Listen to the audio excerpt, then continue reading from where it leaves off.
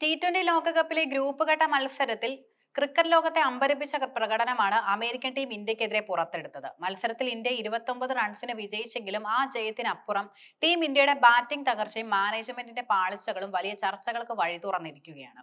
ക്രിക്കറ്റിലെ വൻ ശക്തികളായ ഇന്ത്യയും വളർന്നു വരുന്ന ശക്തിയായ അമേരിക്കയും തമ്മിലുള്ള മത്സരം കടലാസിൽ ഇന്ത്യക്ക് എളുപ്പമാക്കുമെന്ന് കരുതിയവർക്ക് തെറ്റി.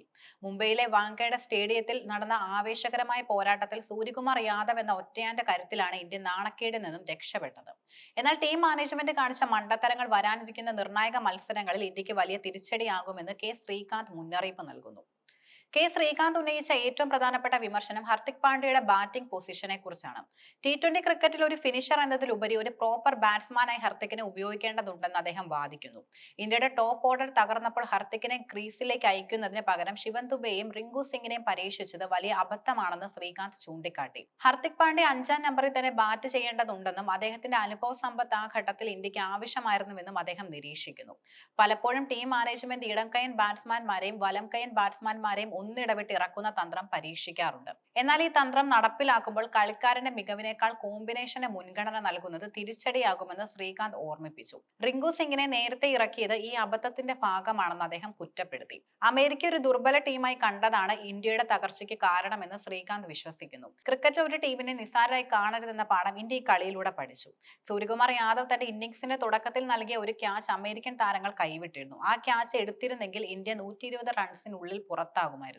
സൂര്യകുമാറിന്റെ 84 റൺസാണ് ഇന്ത്യയെ 161 എന്ന ഭേദപ്പെട്ട നിലയിൽ എത്തിച്ചത്.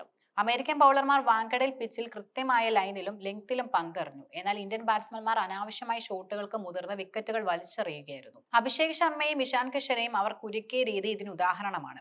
ഹർദിക് പാണ്ഡ്യയുടെ പുറത്താകലിനെ ശ്രീകാന്ത് അതീവ ഗൗരവത്തോടെയാണ് കാണുന്നത്. 6 പന്തിൽ 5 റൺസ് മാത്രമെടുത്ത് പുറത്തായ ഹർദിക് കളിച്ച ഷോട്ട് അമിത ആത്മവിശ്വാസത്തിന്റേതായിരുന്നു. ഒരു മനോഹരമായ കവർ ഡ്രൈവ് കളിച്ചതിന് തൊട്ടു പിന്നാലെ ബാക്ക് ഫുട്ടിൽ ലോഫ്റ്റഡ് ഷോട്ടിന് മുതിർന്നത് വലിയ അബദ്ധമായി. ക്രീസിൽ നിലയുറപ്പിക്കേണ്ട സമയത്ത് അനാവശ്യമായി റിസ്ക് എടുത്തതാണ് ഹർദിക്കിന് വിക്കറ്റ് നഷ്ടമാക്കിയത്. ഉത്തരവാദിത്തമുള്ള ഒരു സീനിയർ താരം ഇത്തരം തെറ്റുകൾ ആവർത്തിക്കരുതെന്ന് ശ്രീകാന്ത് ഓർമ്മിപ്പിച്ചു. മത്സരത്തിൽ ഇന്ത്യക്ക് ഏക ആശ്വാസം സൂര്യകുമാർ യാദവിന്റെ ഇന്നിംഗ്സ് ആയിരുന്നു.